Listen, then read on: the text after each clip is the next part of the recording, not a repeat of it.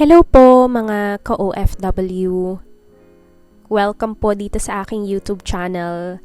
Ako po ay si Isabel. Naka-base po ako sa Abu Dhabi. And magbabakasyon ako sa Pilipinas ng mahigit kumulang 1 buwan.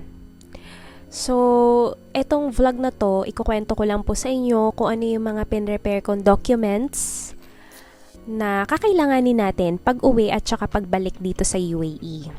So, kung magbabakasyon din kayo, sana makatulong tong vlog na to. Okay? So, hindi po ako taga-embassy or nagtatrabaho sa mga offices nila. Ito po ay based sa aking karanasan ng mga nakaraang araw. So, gusto ko lang i-share to kasi nga, gusto kong tumulong dun sa mga kagaya ko na OFW na minsan nakakalimutan kasi, di ba, minsan na lang tayo umuwi ng Pilipinas. So, minsan nakakalimutan natin ano nga ba yung mga dapat nating ihanda kapag ka uuwi, pabalik na ng country, ng UAE. So, wag na nating patagalin pa. Kung meron po kayong mga questions, ilagay nyo lang sa comments and re-replyan po natin yan agad-agad. Bagong lahat, alam ko meron akong approved vacation, di po ba? So, nagpabook muna ako ng appointment kay Philippine Embassy. Kasi, syempre, kailangan may appointment. Hindi pwedeng pumunta na lang tayo doon basta-basta. 1 month ang binibigay kong allowance bago yung bakasyon ko. Para kung may kailangan pang hinging dokumento si Philippine Embassy, meron pa akong time para ayusin yun. Hindi ako nagagahol sa oras. Okay? So, ang mga aayusin ko sa embassy ay contract verification, OWA, SSS, and pag-ibig. So, yung tatlo na yun. So, pagdating ko doon sa embassy, make sure po na 30 minutes early kayo before your appointment. Okay? At pagdating nyo po doon, make sure na naka-semi-formal tayong damit. Make sure na closed shoes po ang suot natin. Naka-pants, kahit anong klaseng pants, basta hindi maiksi. Hindi ka naka-shorts or skirts na talagang kita na ang lahat. Kailangan mahaba. At yung pangtaas, ganun din, kailangan hindi sleeveless. Pwede naman mag-t-shirt, polo shirt, ganyan. So, ayun po. So, pagdating ko nga doon sa contract verification, ang hihingin lang sa'yo ng security guard. Actually, sila rin yung nag-act as reception. Bibigyan po nila kayo ng number. Tapos, yung number na yun, nahahantayin nyo lang dun sa screen. Pag tinawag na kayo, then kayo na.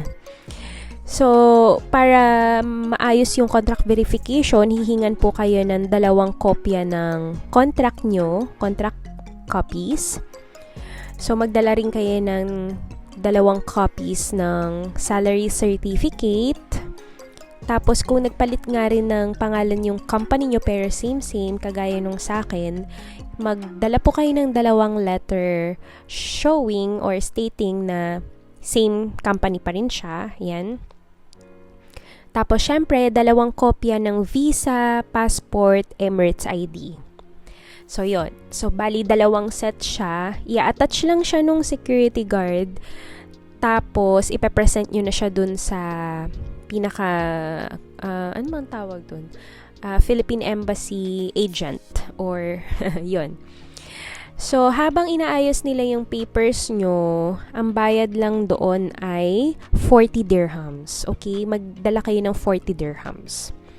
At kung may question kayo, kunwari, nakalimutan yung magdala ng ganito or isa lang yung kopya, meron din po sila sa Philippine Embassy Abu Dhabi na printing area kung saan pwede kayo mag-send sa kanila through WhatsApp or email.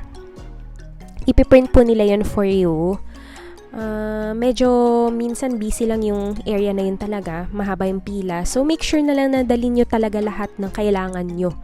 Kasi, dagdag oras pa yun, yung pagpila-pila.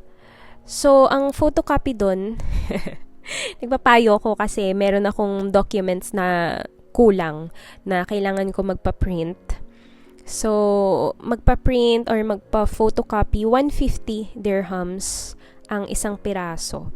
So, sayang din yun.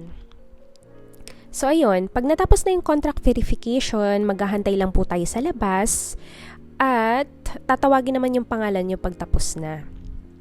So, pag tapos na, marireceive nyo po yung papers nyo, yung mga sinubmit nyo na may stamp. Kaya dalawang set yon, isa sa inyo, isa sa kanila yung kopya. Okay? So, ayan na nga. So, pag may stamp na, okay na, diretso na po tayo dun sa may OWA section. Dito naman po sa may OWA, mabilis lang siya. Para doon sa mga hindi nakakaalam or nakakaalala, yung OWA po, binabayaran natin tong every 2 years. Tayong mga OFW.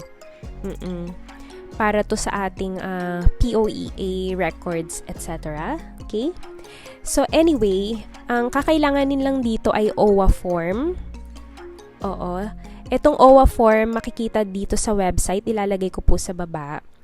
So, i-print nyo na lang, tapos sulatan nyo. Pero kung worst case scenario naman, meron naman din doon sa Philippine Embassy. Pero yun nga, magtatagal pa kayo kasi doon kayo magsusulat. Mabuti nang i-prepare nyo na doon sa bahay nyo, magsulat na kayo bago kayo pumunta sa embassy. At ang kakailanganin pa ay passport copy and visa copy. So, 3 lang yun. Yes.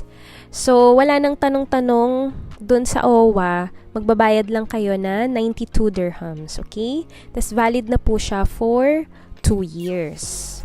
Yun, i-keep nyo lang yung resibo para pag nagkaroon ng tanungan, at least may records kayo, di ba? So, ayun po, since na nandun na kayo sa Philippine Embassy, kung gusto nyo, pwede nyo na rin pong bayaran yung SSS and pag-ibig nyo doon kung hindi kayo nagbabayad sa Philippines. Nabanggit ko lang to kasi baka may ganong scenario, di ba? Ako po kasi ay nagbabayad sa Philippines mismo. So, hindi ko na kailangan gawin pa yan dito sa Philippine Embassy, Abu Dhabi. Okay. So, yun na. Tapos ng agenda natin sa Philippine Embassy.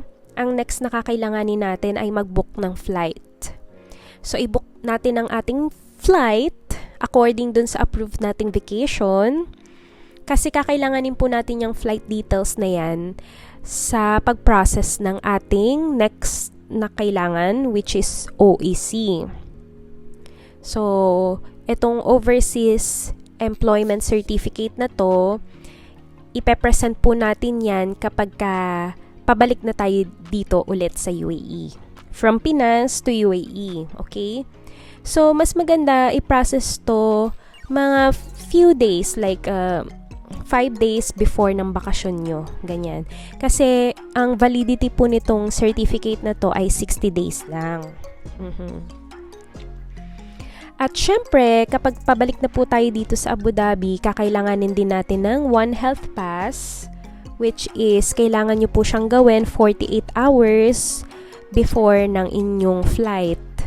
So, parang ano lang din siya, OEC, tatanungin yung flight details, tatanungin yung buong pangalan nyo, ay mga simpleng tanong lang, ganyan. Tapos,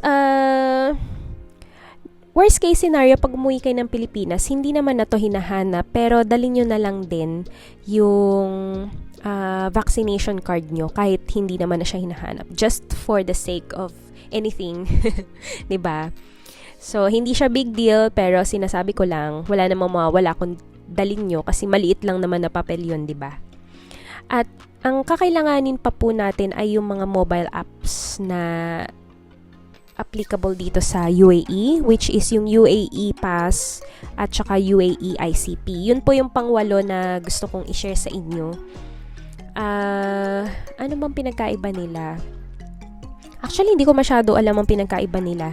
Pero nung binubuksan ko yung dalawang mobile application, yung UAE Pass, nandun po kasi yung records natin like Emirates ID and Visa. Nagagamit ko tong UAE Pass na to kapag nagpa-process ako ng driving license or mag-open ng bank account. Oo. Kasi meron ditong authorization button na parang kunwari, mag-open nga ako ng bank account at ayoko nang pumunta dun sa bangko mismo, pwede kasi na siya through phone. Tapos, pag may kailangan silang document, nandito sa UAE Pass yung document, tas isa-send mo yung authorization dun sa agent. Basta ganun. Tas yung UAE ICP naman, similar siya. Hindi ko to masyadong nagagamit na app, pero mabuti na rin na meron kayo. Nandito yung Emirates ID rin natin, visa, at saka health insurance. O, diba? Bongga. So, ayun guys, ang aking mga pin-repair kapag uuwi at pabalik ng Philippines to UAE. Okay? Ulitin ko lang, ang mga pin-repair natin ay contract verification, yung OWA, yung SSS Pag-ibig, optional yan. Pero kailangan bayaran nyo guys ha, sa Pilipinas. Flight, yung flight details natin, OEC, One Health Pass, okay? Tapos isama nyo na yung vaccination card kung kakailanganin.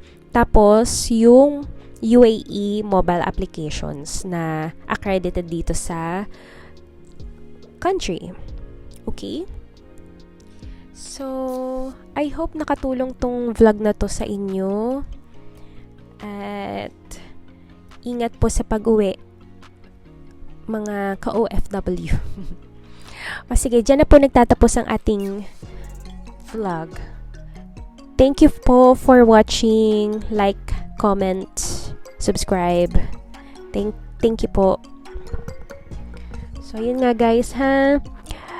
Like, comment, share, subscribe. So, ulitin po, kung may mga tanong lang, comment lang po kayo sa baba. At para dun sa mga link, check nyo na lang po sa description box. Thank you. Bye.